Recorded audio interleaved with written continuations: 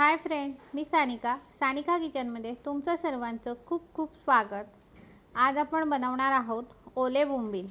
अगदी कुरकुरीत आणि टेस्टी असे हे बोंबील कसे बनवायचे हे आज आपण बघणार आहोत।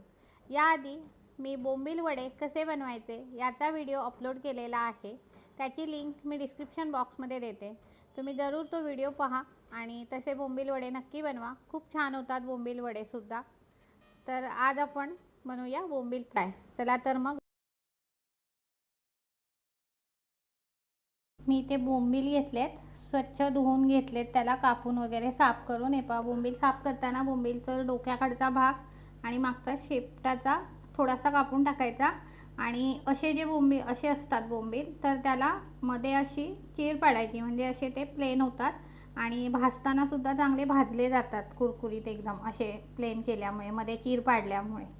आणि त्याला स्वच्छ धुवून घेतलेत। असे बोंबील घेताना सुद्धा एकदम ताजे बोंबील घ्यायचे, फ्रेश बोंबील मिळालेत मला, हे एकदम व्हाईट आहेत। आणि काही काही बोंबील फ्रेश नसतात, त्यांना कलर लावलेला असतो, मग ते चांगले नाही लागत।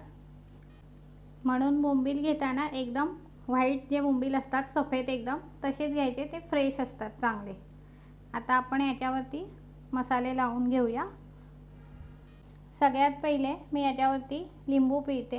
हे पहा, मी अर्ध लिंबू घेतले आणि थोडंसं आगळ पण टाकणार आहे।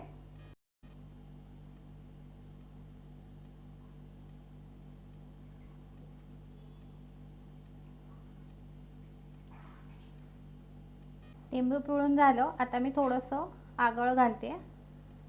लिंबू पिळल्यामुळे काय होतं, बोंबील चांगले कुरकुरीत होतात। लिंबू आणि आगळ घालून झाला की आपण आता हळद, मसाला आणि मीठ घालून घेणार आहोत।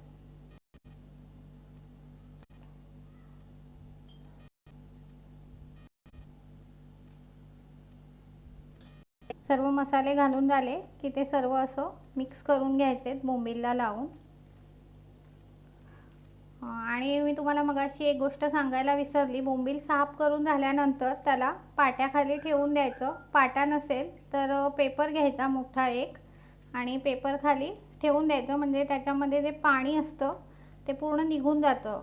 आणि जर आपण तसंच घातले तर मग त्यात सगळं मसाल्याचं पाणी मसाले सर्व लावून झाले आपले की एक 15 ते 20 मिनिटांसाठी याला ठेवून द्यायचं आणि मग आपण फ्राय कर। मी मसाले ठेवताना नेहमी काचेच्या किंवा अशा चिनी मातीच्या बरण्यांमध्ये ठेवते, म्हणजे रोजचे वापरायचे सुद्धा आणि साठवणीचा जो मसाला वगैरे असतो ते सुद्धा, म्हणजे याच्यामध्ये चांगले राहतात आपले मसाले।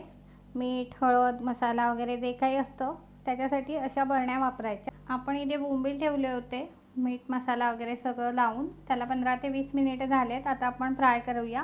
त्यासाठी मी इथे एका पॅनमध्ये तेल गरम व्हायला याला पुन्हा एकदा असं मिक्स करून घ्यायचं।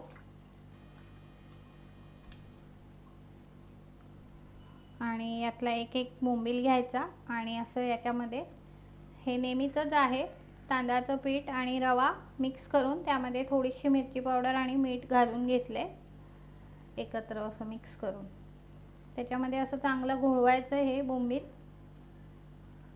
आणि असं फ्राय पॅनमध्ये सोडायचं। तेल चांगलं गरम होऊ द्यायचं आणि असे एक एक पॅनमध्ये सोडायचे आणि अगदी मीडियम गॅसवरती याला फ्राय करून घ्यायचं।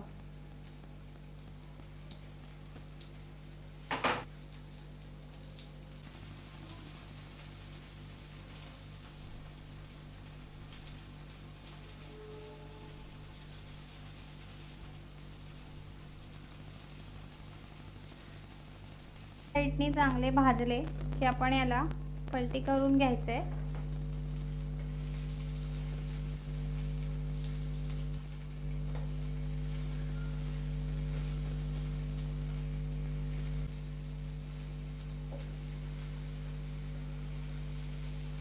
असे एक एक करून सर्व पलटी करून घ्यायचे। इथे आपले बोंबील दुसऱ्या साईडनी पण चांगले शेकलेत, मस्त कडक झालेत, एकदम कुरकुरीत। आता आपण याला काढून घेऊया। इथे मी सर्व बोंबील फ्राय करून घेतलेत, मस्त झालेत एकदम कुरकुरीत आणि खायला सुद्धा खूप छान लागतात हे बोंबील। तर तुम्हाला माझी ही आजची रेसिपी कशी वाटली कमेंट करून नक्की सांगा। तुम्ही सुद्धा बोंबील असेच फ्राय करा आणि सांगा मला कसे होतात ते. आजचा व्हिडिओ आवडला असेल तर प्लीज लाईक करा, व्हिडिओला शेअर करा आणि अजूनपर्यंत जर आपल्या चॅनलला सबस्क्राईब केलं नसेल तर प्लीज सबस्क्राईब करा. बाजूला बेल आयकॉन आहे तेही प्रेस करा, म्हणजे माझ्या सगळ्या व्हिडिओचे नोटिफिकेशन तुम्हाला मिळेल. आजचा व्हिडिओ पाहिल्याबद्दल धन्यवाद. पुन्हा भेटू नवीन व्हिडिओमध्ये नवीन रेसिपी घेऊन. तोपर्यंत बाय.